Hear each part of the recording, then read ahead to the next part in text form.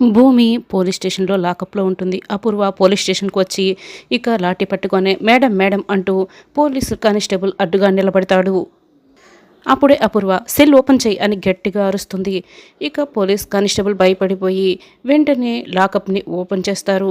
వెంటనే అపూర్వ లాఠీ పట్టుకొని మా బావని చంపాలని చూస్తావే అని భూమి దగ్గరికి వస్తుంది. అపూర్వ నాన్నకి ఎలా ఉంది అని భూమి అడుగుతూ ఉంటుంది. ఏంటే మా బావని చంపాలని చూసి మళ్ళీ నాన్నని పిలుస్తున్నావా? ఎంత ధైర్యమే నీకు? మా బావని చంపాలని చూస్తావా అని అపూర్వ లాఠీతో బాగా కొడుతూ ఉంటుంది భూమిని. అపూర్వ నాన్నకి ఏమీ కాలేదని చెప్పు, ఒక్కసారి చెప్పు అపూర్వ, నువ్వు నన్ను కొట్టినా పర్వాలేదు అపూర్వ, నీకు దండం పెడతాను అని భూమి అయితే దండం పెడుతూ వేడుకుంటూ బతిమలాడుతూ ఉంటుంది.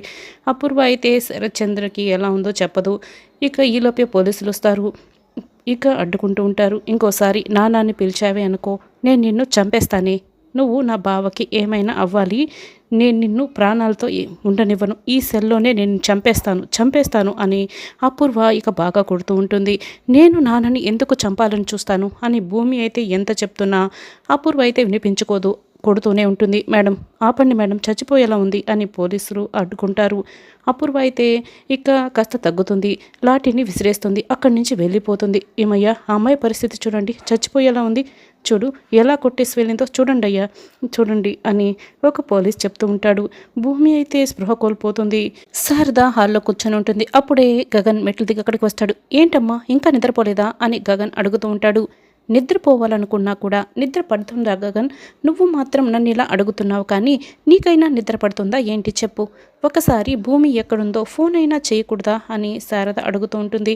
నేను ఫోన్ చేసినా తను కాల్ లిఫ్ట్ చేయదమ్మా, నేను ఫోన్ చేస్తే తన కలత నిద్ర డిస్టర్బ్ అవుతుందేమో, కానీ మన డిస్టర్బెన్స్ మాత్రం సమాధానం దొరకదు. అసలే రోజులు బాగాలేవు, తను ఎక్కడుందో ఏంటోనన్న డిస్టర్బెన్స్ నాకు చాలా కలిచేస్తుంది.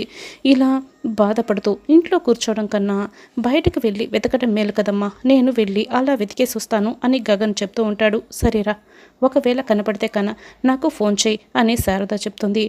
ఇక డోర్ కొట్టే సౌండ్ వస్తుంది. బిందు పరిగెట్టుకుని డోర్ ఓపెన్ చేస్తుంది. చరణ్ అయితే బాగా తాగి దూరుతూ ఉంటాడు. ఒరే అన్నయ్య, తాగేసి వచ్చావా? ఏంట్రా ఇది అని అడుగుతూ ఉంటుంది. నేను తాగిరాక ఇంకేం చేస్తాను అని చరణ్ బాధపడుతూ ఉంటాడు.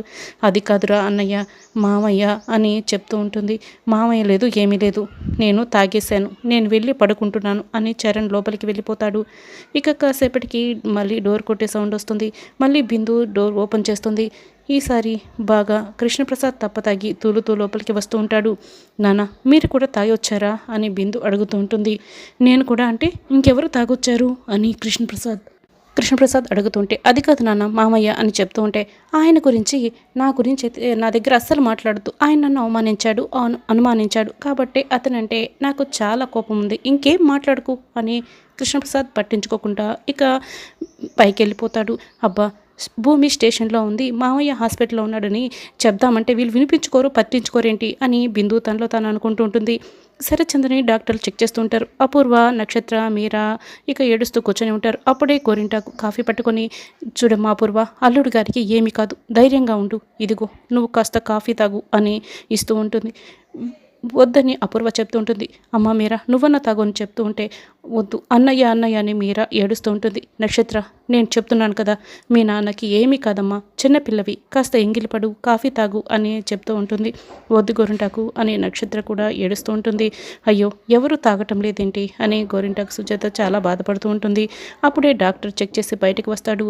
డాక్టర్ గారు, మా బావకి ఇప్పుడు బాగున్నాడు కదా, అవుట్ ఆఫ్ డేంజర్ కదా, 2 రోజుల్లో డిశ్చార్జ్ చేస్తారు, నేను తీసుకెళ్ళిపోవచ్చు కదా అని అపూర్వ చెప్తూ ఉంటే, సారీ మేడం, ఆయన కోమాలోకి వెళ్ళిపోయారు అని డాక్టర్ అంటారు.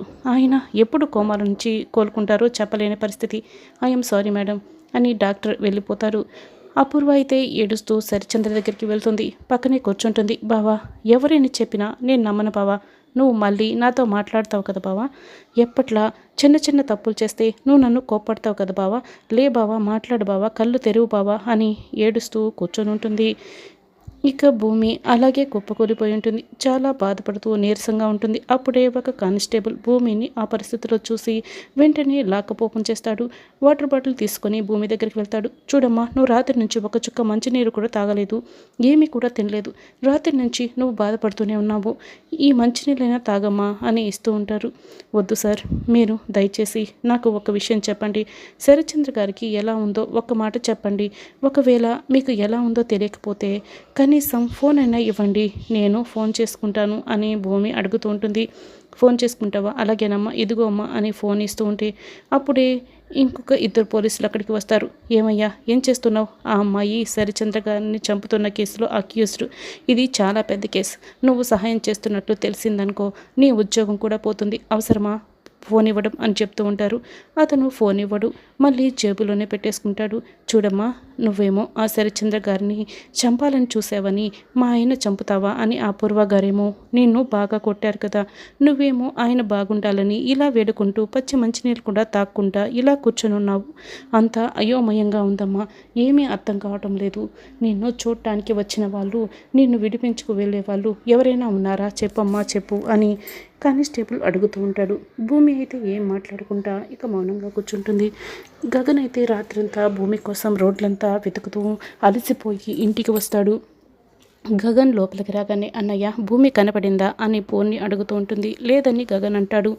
అప్పుడే శారద కూడా అక్కడికి వస్తుంది. ఏంట్రా గగన్, నువ్వు అక్కడికి వచ్చావు, భూమి ఎక్కడ అని అడుగుతూ ఉంటే నేను మొత్తం వెతికి చూశానమ్మా, భూమి ఎక్కడా కనపడడం లేదు అని గగన్ చెప్తూ ఉంటాడు. అప్పుడే టీవీలో బ్రేకింగ్ న్యూస్ వస్తూ ఉంటుంది. ప్రముఖ పారిశ్రామికవేత్త శరత్చంద్ర గారిని నిన్న రాత్రి ఎవరో చంపబోయారు. అది ఎవరో కాదు, వాళ్ళ ఇంట్లోనే పెట్టుకుని తన కూతురు నక్షత్రతో సమానంగా కూతురులా చూసుకుని దత్తత కూడా తీసుకోవాలనుకున్న భూమినే శరత్చంద్ర గారి ప్రాణాలు తీయబోయింది అని బ్రేకింగ్ న్యూస్ వేస్తూ ఉంటారు. అతడేమో కోమాలో హాస్పిటల్లో ఉన్నాడు, భూమి ఏమో స్టేషన్లో ఉంది అని చెప్తూ ఉంటే వాట్ అని గగన్ అయితే అది విని షాక్ అవుతాడు. ఏంటన్నయ్య ఇది అని పూర్ణి, అదేంట్రా గగన్, భూమిని అరెస్ట్ చేయడం ఏంది?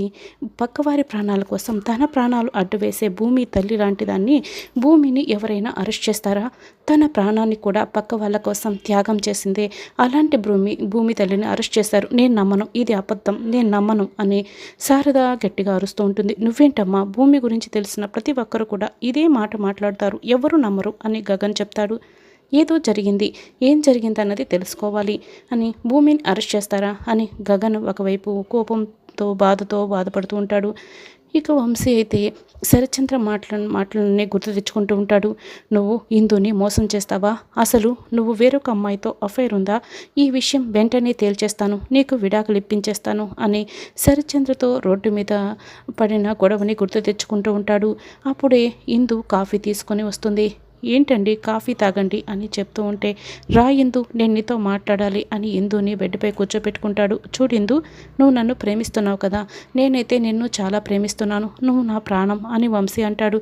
ఏంటండి ఇలా మాట్లాడుతున్నారు, మీరు నా ప్రాణం తెలుసా? అత్తయ్య మామయ్యలు వచ్చి మీరు నన్ను ఎలా కాపాడుకుంటూ వచ్చారో నాకు తెలీదా? నేను నా ప్రాణం కంటే మిమ్మల్ని ఎక్కువగా ప్రేమిస్తున్నాను అని ఇందు చెప్తుంది.